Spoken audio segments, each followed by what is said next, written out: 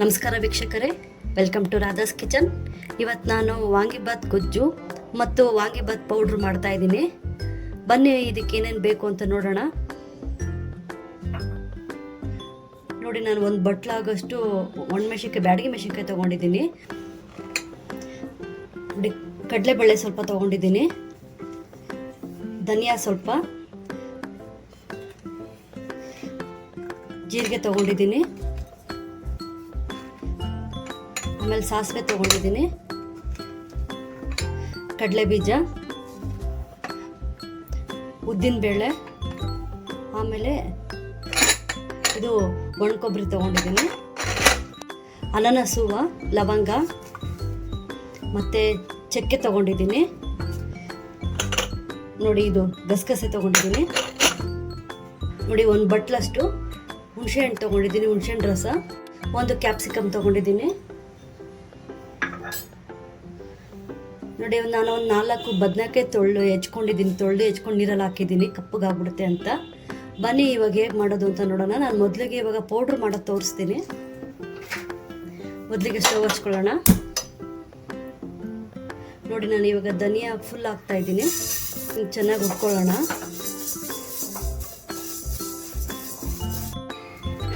ನೋಡಿ, ಇವಾಗ ಧನಿಯಾ ಹುರಿದಾಗಿದೆ. ಇವಾಗ ನಾನು ಇದನ್ನೊಂದು ಪಾತ್ರೆಗೆ ಹಾಕೊತಾ ಇದ್ದೀನಿ. ನೋಡಿ, ನಾನು ಒಂದು 4 ಸ್ಪೂನಷ್ಟು ಉದ್ದಿನಬೇಳೆ ಹಾಕೊತಾ ಇದ್ದೀನಿ.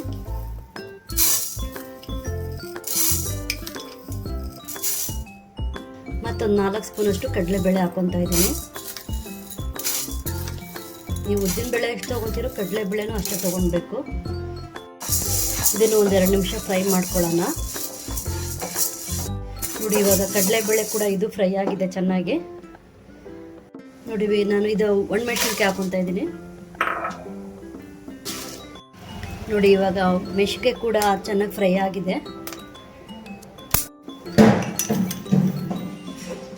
ನೋಡಿ, ನಾನು ಇವಾಗ 1 ಸ್ಪೂನಷ್ಟು ಮೆಂತ್ಯ ಹಾಕ್ಕೊತಾ ಇದ್ದೀನಿ,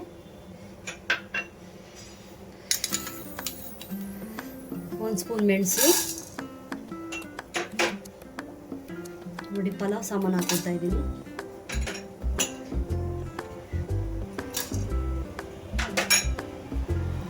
ಚಿಕನ್ ಹಾಕ್ಕೊತಾ ಇದ್ದೀನಿ.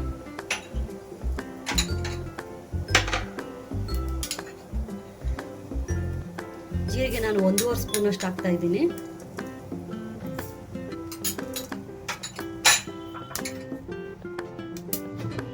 ಒಂದು ಅರ್ಧ ಸ್ಪೂನಷ್ಟು ಸಾಸಿವೆ ಹಾಕ್ತಾ ಇದ್ದೀನಿ. ಇವಾಗ ಇದನ್ನೆಲ್ಲ ಫ್ರೈ ಮಾಡ್ಕೊಳ್ಳೋಣ ಚೆನ್ನಾಗಿ. ನೋಡಿ, ಇವಾಗ ಇದು ಕೂಡ ಫ್ರೈ ಆಗಿದೆ ಚೆನ್ನಾಗಿ. ಇವಾಗ ಇದನ್ನೆಲ್ಲ ಮಿಕ್ಸಿಗೆ ಹಾಕ್ಕೊಂಡು ಪೌಡ್ರ್ ಮಾಡ್ಕೊಂಡು ಬರ್ತೀನಿ. ನೋಡಿ, ಇವಾಗ ವಾಂಗಿಬಾತ್ ಪುಡಿ ರೆಡಿ ಆಗಿದೆ. ನೋಡಿ, ನಾನು ಎಣ್ಣೆ ಹಾಕ್ಕೊಂಡಿದ್ದೀನಿ. ನಾನು ಸ್ವಲ್ಪ ಗೊಜ್ಜು ಜಾಸ್ತಿ ಮಾಡಿಕೊತಾ ಇದ್ದೀನಿ. ಸ್ಟೋರ್ ಮಾಡಿ ಇಟ್ಕೊಂಡ್ರೆ ನಾವು ಯಾವಾಗ ಬೇಕಾದ್ರೂ ಅವಾಗ ತಿನ್ಬೋದು. ನೋಡಿ, ಇವಾಗ ಎಣ್ಣೆ ಬಿಸಿ ಆಗಿದೆ. ನಾನು 1 ಸ್ಪೂನಷ್ಟು ಸಾಸಿವೆ ಹಾಕ್ಕೊತಾ ಇದ್ದೀನಿ.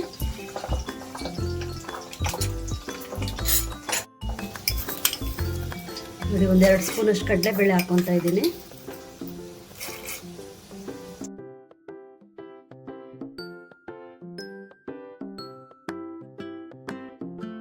ನೋಡಿ, ಇವಾಗ ಚೆನ್ನಾಗಿ ಫ್ರೈ ಆಗಿದೆ. ಇವಾಗ ನಾನು 1-2 ಸ್ಪೂನಷ್ಟು ಬಿಳಿ ಎಳ್ಳು ಹಾಕ್ಕೊತಾ ಇದ್ದೀನಿ. ನಿಮ್ಮ ಹತ್ರ ಇದ್ದರೆ ಹಾಕೊಬೋದು, ಆಪ್ಷನಲ್ಲು, ಇಲ್ಲ ಅಂದರೆ ಸ್ಕಿಪ್ ಮಾಡ್ಬೋದು. ಒಣಮೆಣಸಿನ್ಕಾಯಿ ಹಾಕ್ಕೊತಾ ಇದ್ದೀನಿ, ಕ್ಯಾಪ್ಸಿಕಮ್ ಹಾಕ್ಕೊತಾ ಇದ್ದೀನಿ, ಒಂದು ಅರ್ಧ ಸ್ಪೂನಷ್ಟು ಜೀರಿಗೆ ಹಾಕ್ಕೊತಾ ಇದ್ದೀನಿ. ಇವಾಗ ನಾವು ಹೆಚ್ಚಿಕೊಂಡಂತೆ ಬದನೆಕಾಯಿ ಹಾಕೊಳ್ಳೋಣ.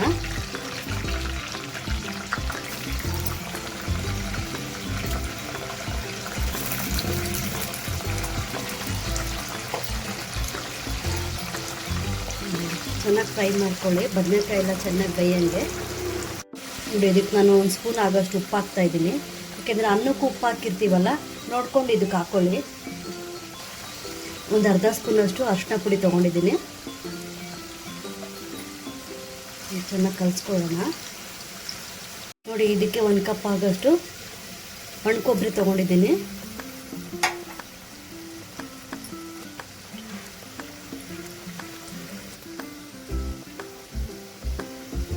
ನೋಡಿ ನಾನು ಇದು 1 ಬಟ್ಲಾಗಷ್ಟು ಕರಿಬೇವಿನ ಸೊಪ್ಪು ತೊಗೊಂಡಿದ್ದೀನಿ, ಅದನ್ನು ಕೂಡ ಹಾಕ್ಕೊಳ್ಳೋಣ.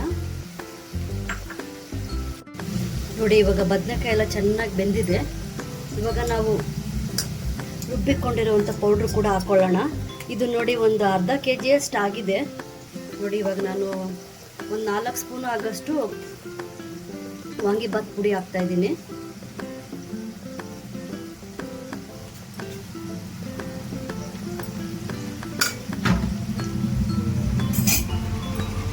ನೋಡಿ ನಾನು 3/4 ಬಟ್ಲು ಹುಣಸೆ ರಸ ತೊಗೊಂಡಿದ್ದೀನಿ, ಅದನ್ನು ಕೂಡ ಹಾಕ್ತಾಯಿದ್ದೀನಿ. ಇವಾಗ ಇದನ್ನು ಸಿಮ್ಮಲ್ಲಿ ಇಟ್ಕೊಂಡೇ ಫ್ರೈ ಮಾಡಬೇಕು, ಹೈ ಇಟ್ಕೊಂಡು ಫ್ರೈ ಮಾಡೋಕ್ಕೆ ಹೋಗಬೇಡಿ. ನೋಡಿ ಇವಾಗ ಗೊಜ್ಜೆಲ್ಲ ಗಟ್ಟಿ ಆಗ್ತಾ ಬರ್ತಾ ಇದೆ. ನೋಡಿ ಇವಾಗ ನಾನು ಕಡಲೆ ಬೀಜ ಫ್ರೈ ಮಾಡಿ ಇಟ್ಕೊಂಡಿದ್ದೆ, ಈಗ ಅದನ್ನು ಮಿಕ್ಸ್ ಮಾಡ್ತಾ ಇದ್ದೀನಿ.